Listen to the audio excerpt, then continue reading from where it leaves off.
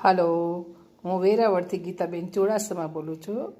આપણે દાબેલી પાઉંની અંદર ખાતા હોય છે, પણ આજે આપણે કાકડીની અંદર બધો મસાલો ભરીને ખાશું.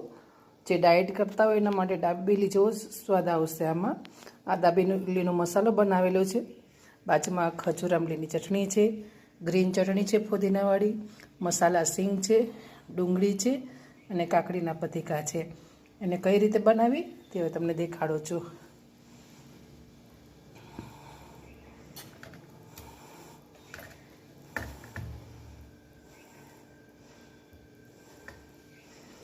કાકડી પર દાબેલીનો મસાલો રાખી તેની ઉપર ડુંગળી,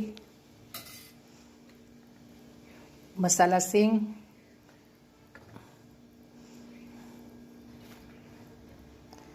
અને જરા ખજૂર આંબલીની ચટણી, ફુદીનાની ચટણી,